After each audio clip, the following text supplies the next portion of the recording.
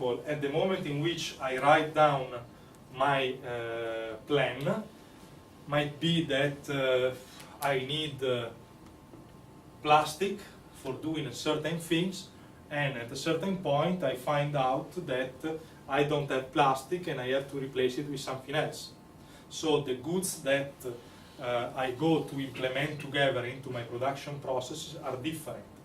So at least at theoretical level, I care to distinguish between potential capital goods and actual capital goods.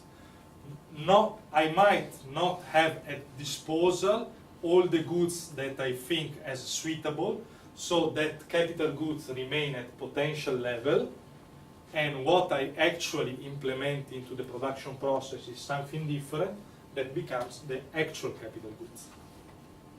This might seem mostly a theoretical distinction, but it stresses the different moments of the life of an entrepreneur and the eventual difficulties that an entrepreneur might encounter when trying to define capital goods and the capital that he actually needs for his production processes. Okay? Here we can skip it. We can skip it. Okay, here another point which is quite original in my approach is the attempt to introduce a different production function. In all the economics textbook, you find that this Q as a function of K and L is the traditional so-called production function.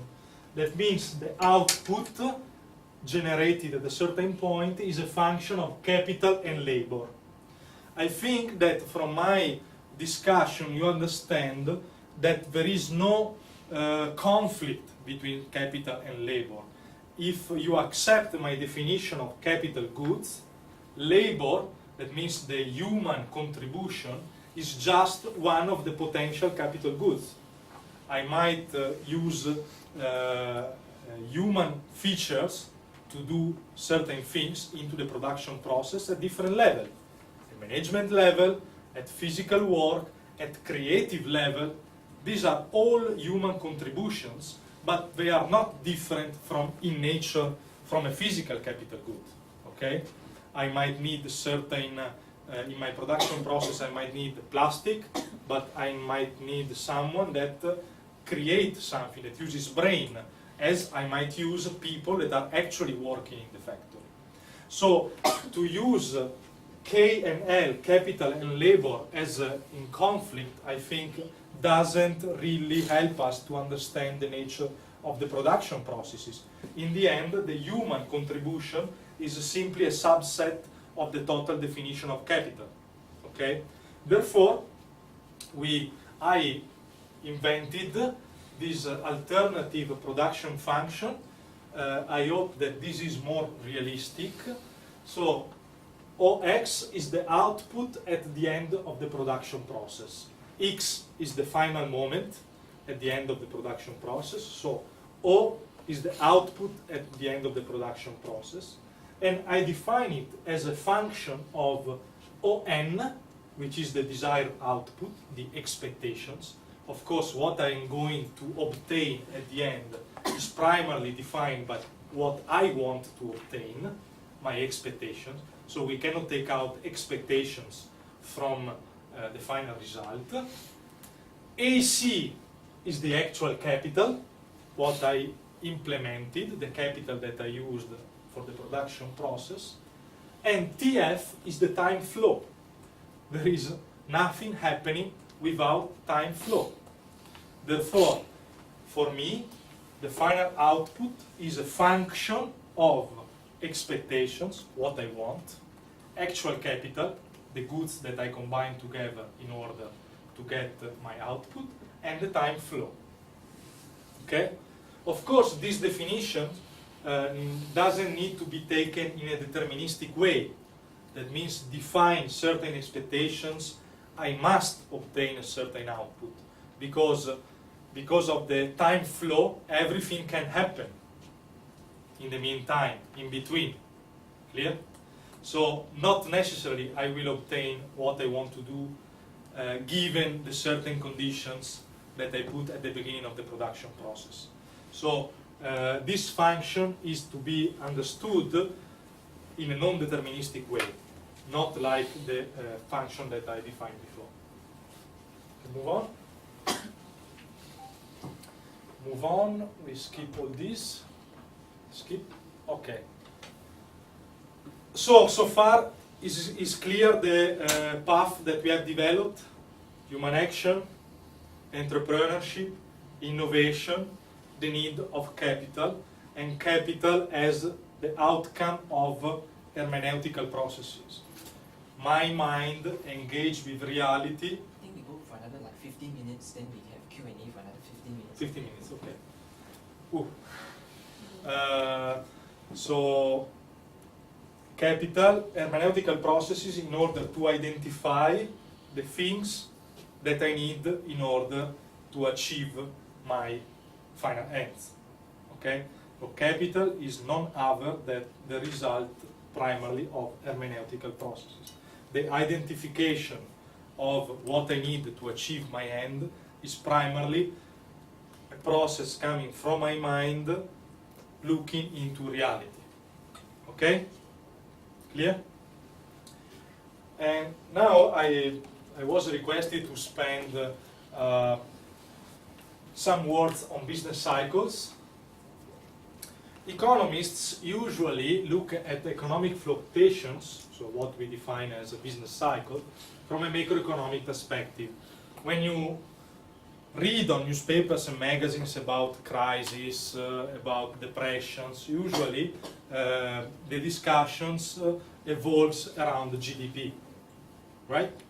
So the GDP went up, the GDP went down, so we had a boom, then we had a bust, and etc., etc.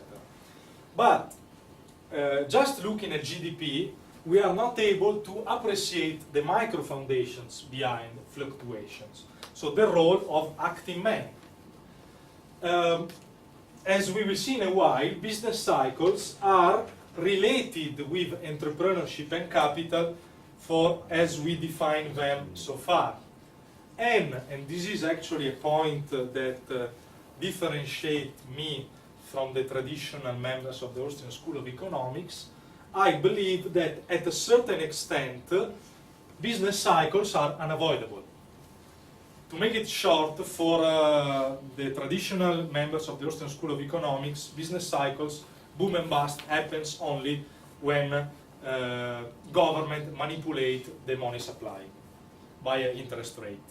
Now, I don't have time here to explain you the traditional version of the Austrian business cycle theory, but instead I will evolve my argument again around the central role of expectations. And we have seen that the entrepreneurial action and capital formations are the result of expectations and hermeneutical processes around them. So how does a boom begin? Okay. To make a long story short, when a boom begins, at the central of a phase of economic boom, of increased investment, there are expectations. There is no boom without rising profit expectations. Okay? And the emergence of capital-intensive processes that are at the core of a boom, long-term investment, happen when someone in the economic system become more future-oriented. Now, I will not distinguish between the case of consumer and investors, otherwise we will go to be too long. I will just stress this and make it very short. And this is very Schumpeterian as idea. Take the example of internet. Okay, maybe some of you will remember the business cycles that evolved around the so-called .com, 2000, 2001. Okay, and some of you will remember what happened in Europe 10 years ago with the housing bubble. 2007, 2008, US and Europe suffer a big crisis that started in the real estate industry. Okay? Why expectations are crucial in this sense? First of all, again, a boom is starting always when profit expectations are rising. Take the example of the dot-com. At a certain point in the economic system, people started to make money with initiatives related with the internet, right? Same with the housing bubble. People started to make money with the property sector. What happens?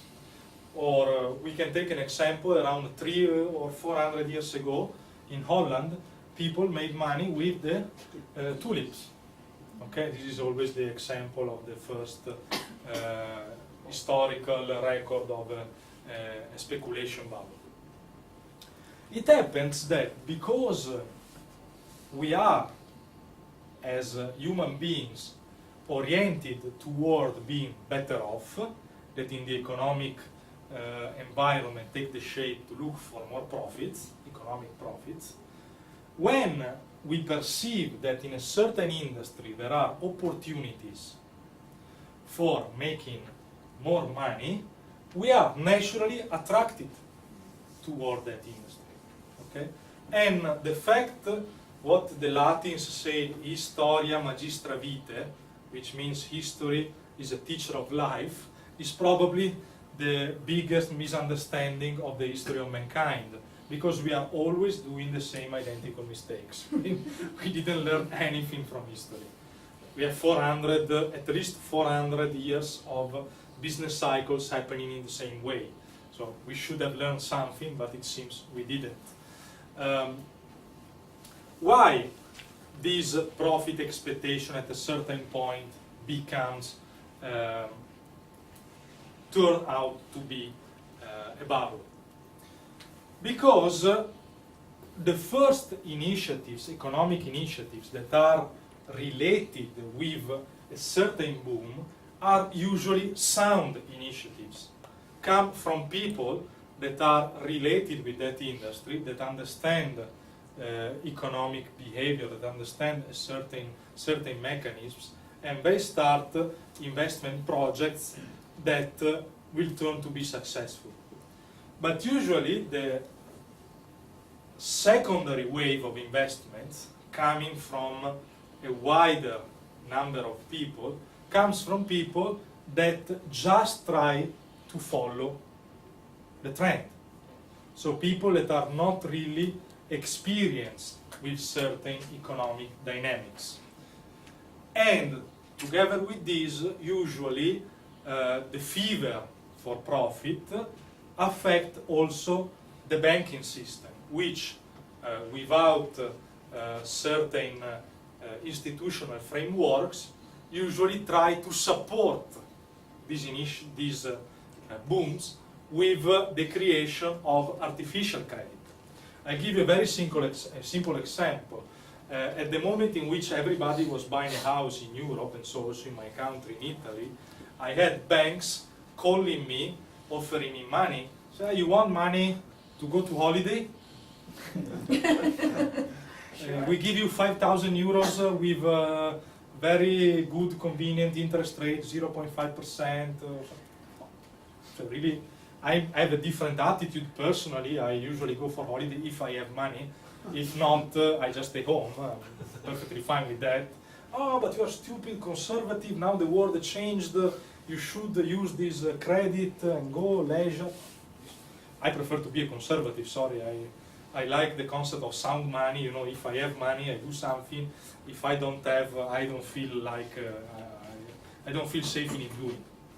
But one of the main features of the secondary wave of investment during the boom is precisely that it is financed by artificial money, and people think that they can find themselves in the situation of paying back this money because of the positive trend of the economy.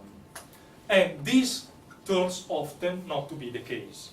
So Usually the cycle is inverted when the amount of money circulating to finance the secondary wave of investment start to be too much, and therefore the inflation created by this amount of money is so high that the credit policy must change, must revert, typically a raise of the interest rate. Okay? And therefore we will find ourselves in the moment in which the investments that were initiated in order to try to achieve certain profit expectations will not be completed, because the resources necessary for completing these projects are no more available, because the banks start suddenly to revert their monetary policy, okay, because of the inflation created during the boom. And therefore this second level of investments, the one usually started by what the people at Schumpeter call imitators or speculators, need to be liquidated. And the crisis look like this is not negative. If a boom in a way is sustained with artificial money, it needs to be liquidated. Certain initiatives were not consistent with what the economic system actually needed. And therefore the crisis is just the cleaning process.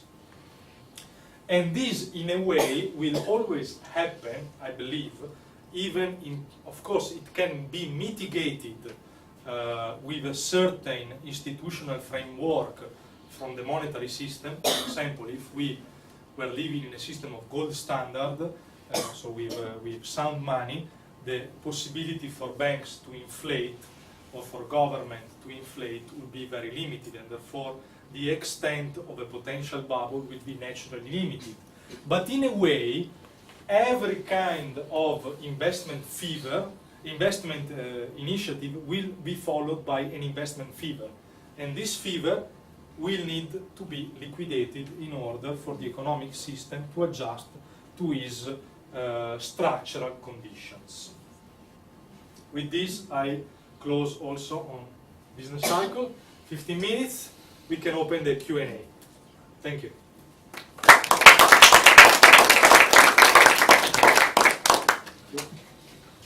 Maybe I can just ask the first question to start to get the ball rolling. So we've been talking about how the market works, and what's the role of entrepreneurs. In reality, we see that governments across the world intervene to the markets for all kinds of reasons, right? Governments try to identify market failures, externalities, merit goods, public goods, and they intervene in this. And the governments also plan the economy many times. Many governments also engage in investments, state-owned enterprises, for instance. So I'm just thinking, what are some of the implications, the policy implications of your presentation, in terms of the role of government in society? Yeah. Well, policy implications are very limited, I would say, in the sense that this will bring us also very far away. In general, for the market to exercise its function at the best, market need to be as free as possible. First of all, I don't believe in the concept of market failure for a simple reason. Because in order to define a failure, you have to have in mind a desired outcome. Okay? So you have to have a benchmark in order to define, like I'm a runner, I want to run a certain distance in 10 seconds, I fail if it takes me more than 10 seconds. I have to fix a benchmark, okay? So in the case of the economic system, which is the benchmark? First. Second, who defines the benchmark? And this is the crucial question, actually.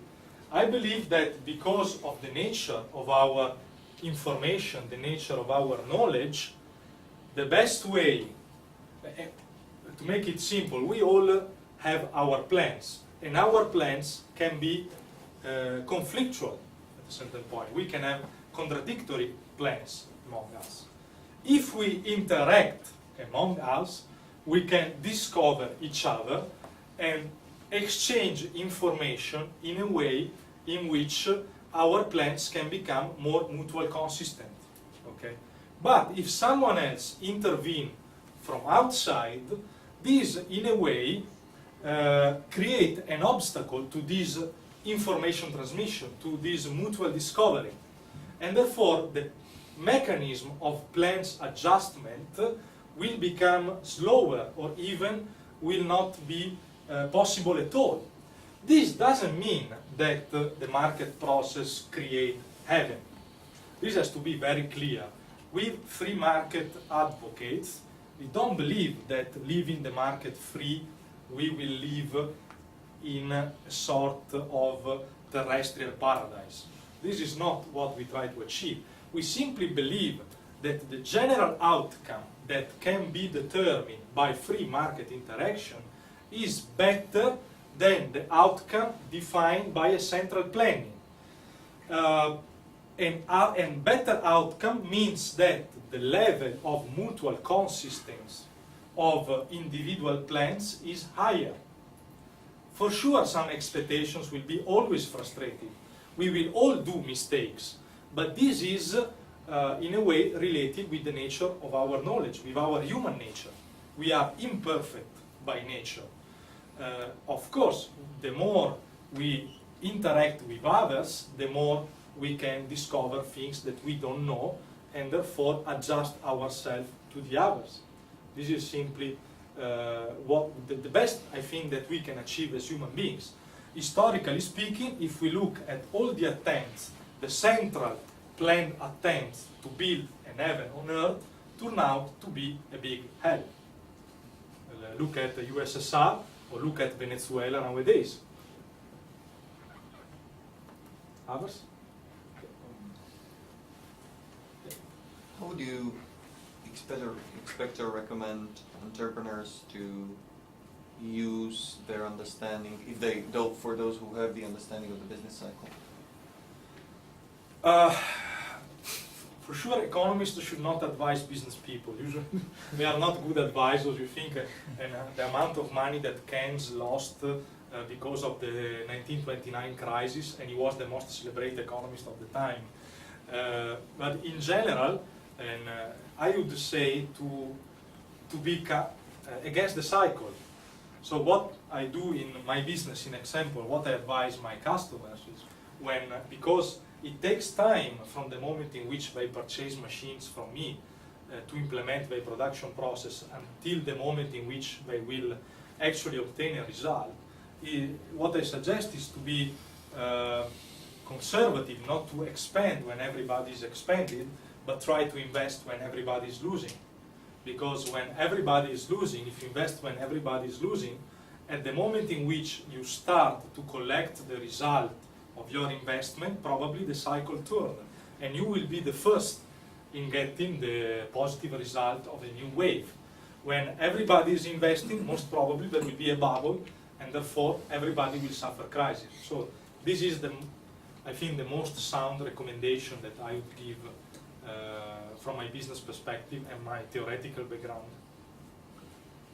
Basically, there are 2-3 points. Firstly, you did not differentiate between free market economy and regulated, monopoly-driven economy like Singapore.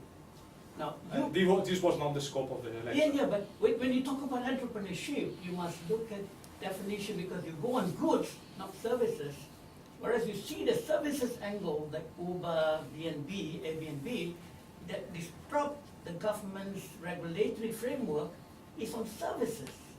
Now they are defending it because not they are willing to, incorporate innovation over these years. No, they are not, because like Singapore is. No, the non-free, for example, the internet control remain to be. So it is not because of competition. It is because of government policy that you find that this is exactly embedded to be.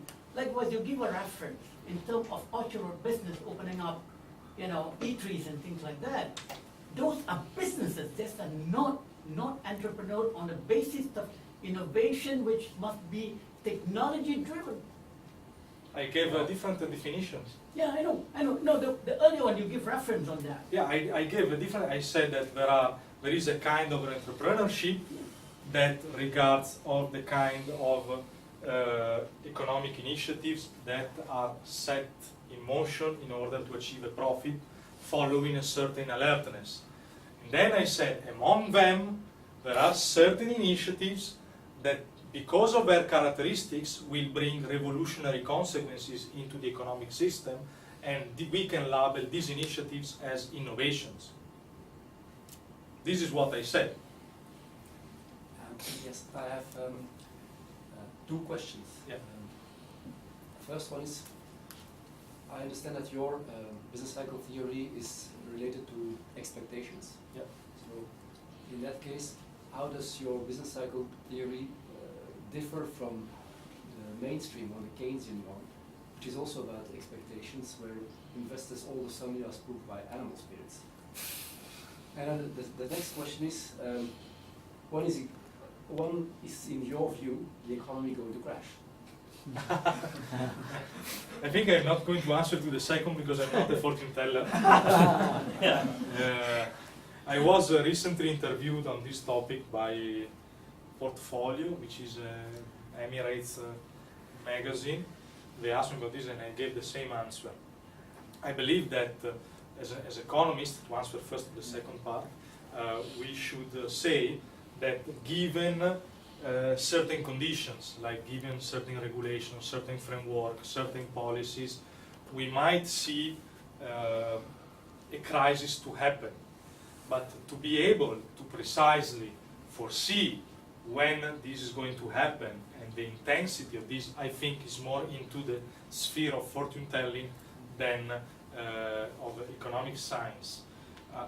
Personally, I might be wrong, but I think that the biggest turning point for Asia will be when, in a certain way, China will be forced to recognize that this is its economic development in the last years was debt-driven. And this debt, which is mostly private debt, which I believe is even more dangerous than public debt, because the percent, at least according to official statistics, the percentage of private debt on GDP in China is something like double than the public debt, the government debt. So when we have the backbone of the economies that is growing out of artificially created money, means credit, this situation cannot be sustained for too long. And when China, in a way, when Chinese government will be forced to recognize this and to show the real data on this, and not to protect its banking system or its economic activity, then I think that will be the big turning point, and when the situation will really blown up. Because also because of the dimension of China. I live in Malaysia, which is a small country, and for sure I see a bubble coming on the housing, like I've seen it coming in Indonesia, in example. In Indonesia, prices are already going down 20–30%. I know because I'm going to buy a house, so I'm personally interested in that. But the consequences that an eventual housing bubble can have in Malaysia are much more limited compared to the consequences that a big crash, debt crash in China can have on the economy of Asia, also because of the exposure of China toward other countries. Now, recently, example of the airport in Sri Lanka, infrastructures in Africa, and etc., etc. To come back, of course, even if I'm an Austrian economist, I have to admit that Keynes also had interesting ideas. So it was not, we cannot simply liquidate someone because had different conclusion from us as all rubbish. His accent on the animal spirit was important. I think it's a very important fact of economics. And indeed, Lachman published in one of his papers the idea that expectations might be a topic, a bridge topic between certain elements of Keynesian economics with Austrian economics. Where it differs is the idea that, of course, Keynes brought in about the possibility for government to mitigate fluctuations with a direct economic intervention and non-attention of on the monetary framework and how the monetary framework can make the business cycles eventually more heavy. So on this Keynes didn't write. While I'm not following Mises in saying that crises happen only because of monetary manipulation, I still stress the idea that certain institutional framework on the monetary side can help to mitigate business cycle. Like if you had sound money, gold standard, this will mitigate the so-called animal spirit because of the natural framework, and therefore I don't think that government intervention can be the right way to solve an eventual happening of a crisis. Thank you for the talk. What is your thoughts on cryptocurrencies and bitcoins, on how the economy is how that Again, I'm not a tautologist, or how do you say in English, an all-ologist, so someone that knows everything.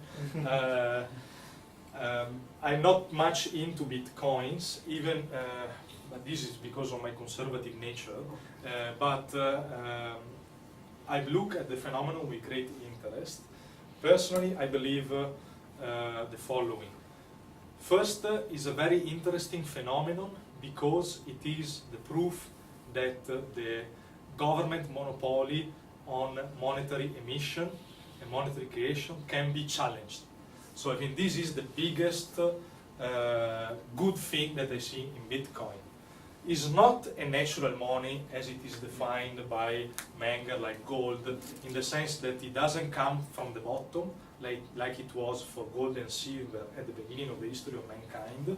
So it doesn't come from society. Still, there is a central planner in this case, someone that defined an algorithm on how to create this Bitcoin.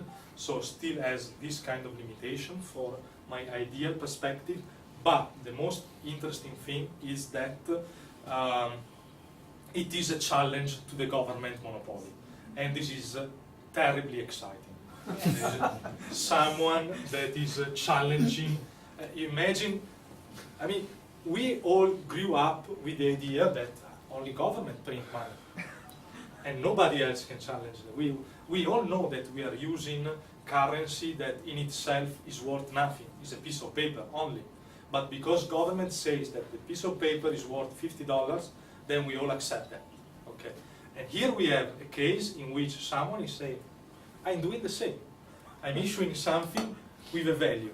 And as far as it is recognized by consumer and by supplier, and people start to accept, this is a big threat. And instead, in fact, you can see that countries like, I think, China or Indonesia are starting to regulate and to put limitation on Bitcoin.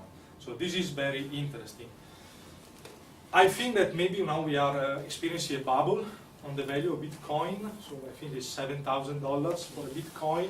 When I started to read about Bitcoin a few years ago, it was $4 or $5 or something, for $20, something like that. So maybe there will be an adjustment on the value. To tell you when, how, is not my job. But is the technology behind Bitcoin that is the most important thing, because to be able to really control every transaction in anything, for example, we are using that technology to transmit information from one point to another point without being compromised, because it cannot be changed on the process.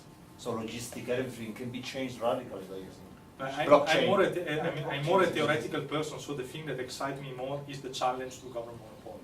So then on the technology remain quite obscure to me, in fact. There's a lot of rising profit expectations in Bitcoin. So that's why when I'm talking about, Yeah.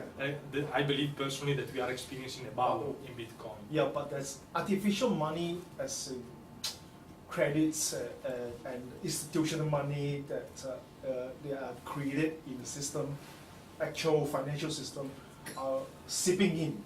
They are not like throwing back in yet. That's why it's 160 billion instead of the $1 trillion, Yeah, $2 yeah, trillion. yeah. So This has natural limitation that correct. might limit the extent of inflation Yeah. and therefore a potential crack. Mm. That makes it very interesting as an alternative.